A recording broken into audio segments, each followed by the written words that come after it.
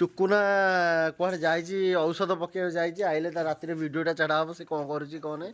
ଦେନ୍ ଏବେ ଦେଖନ୍ତୁ ଆମ ଶ୍ରାବଣ ବାବୁ ଲାଗିଛନ୍ତି କାମରେ। ଖରା ହେଉଛି, ଆଜିର ଖରା କେତେ ଡିଗ୍ରୀ ଅଛି? 42 ଡିଗ୍ରୀ। 42 ଡିଗ୍ରୀ ହେଇଗଲାଣି, ଅଲରେଡ଼ି 42 ଡିଗ୍ରୀ ହେଇଗଲାଣି। ତଥାପି ପିଲା ଆମର କାମ, ମୁଁ ତାକୁ କହିଲି କାମ ଛାଡ଼ିକି ଯା ଶୋଇବୁ।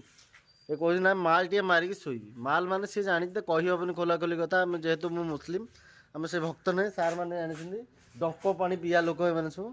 ଆଉ କୋଥିଲି କୁଆଡ଼େ ଗଲା? କୋଥିଲି ନାହିଁ, କୋଥିଲି କୁଆଡ଼େ ପଳେଇଛି। ଆଉ ଇଏ ସବୁ ନୂଆ ନୂଆ ଭକ୍ତ ସବୁ ଆଇଲେଣି ମୋ ପାଖକୁ।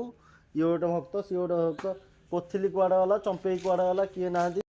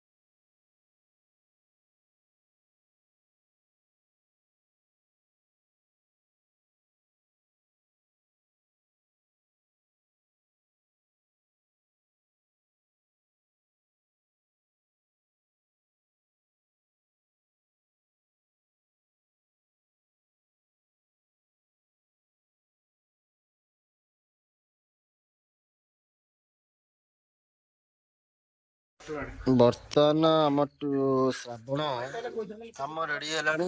ଛାଞ୍ଚ ବି ବହୁତ ସାରି ଆସିଛି। ଏବେ ମ୍ୟାକ୍ସିମମ୍ 60ଟା ଖଣ୍ଡେ ଛାଞ୍ଚ ଆସିଛି। ଆସିକି 1,00,000-1,50,000 ଟଙ୍କା ଛାଞ୍ଚ ବି କିଣା ହେଇକି ଆସିଛି। ଏଇ ଯୋଉ ସ୍କାଇଲାଇଟର ଏଟା ସଫା କନକରେ ନୂଆ ଛାଞ୍ଚ ଗୁରା। ସକାଳୁ କିଛି ଚେୟାର ଯାଇଛି ଆମର ମୁଗବଣ୍ଡା ଗ୍ରାମ ପାଖକୁ। ମୁଗବଣ୍ଡାରେ ସେଟା କୋଉ ଗାଁ? କୋଉ ଗାଁ? ବାରବାଟିକି ଯାଇଛି। ଆଜି ଚେୟାର କିଛି ଯାଇଛି, ଭଲ ରେଟରେ ଯାଇଛି ବି। ଆଉ ଅଶୋକ ସ୍ତମ୍ଭ ଯିବାର ଅଛି ବି କହିକି ଯାଇଛି।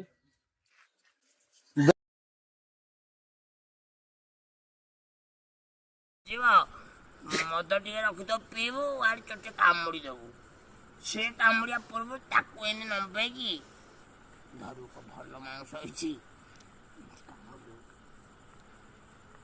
ତୁ କାମୁଡୁ ନା, ତୁ ସବୁବେଳେ ଚିନ୍ତା କରନା। ତୋର 3ଟା ଟାଙ୍କ ଢେରେ, ତିର୍ଚକିଆ ତ ବର୍ତ୍ତମାନ ଅଟ ହବୁ। ଟାଙ୍କୁଟା ସିଧା କରିବୁ, ଏମିତି କରିଦବୁ, ପୁରା ଛାଟି ଦବୁ। ଆଉ ଗଲା, ଭଲ କି କରିବୁ। ଉପୁଡ଼ି ଯାଉ କଷରି ଡାଙ୍କ।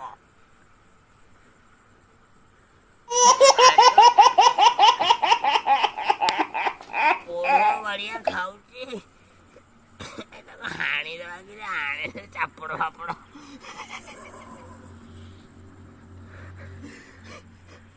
ଖାଲି ଧରି ଖାଲି ହାଣିକି ତେଲ କରି ଫୋପାଡ଼ି ଦେବୁ ପିଛୁ କରେଇରେ।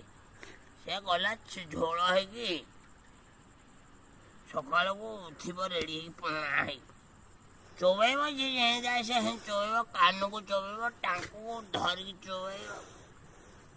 ମଚିଛୁ ତୁ ଗନ୍ଧଉଛୁ। ତୁ ଏମିତି ସିଧା ଆସିବ, ଭଲ ସୁନ୍ଦର ଦେଖାଯିବୁ।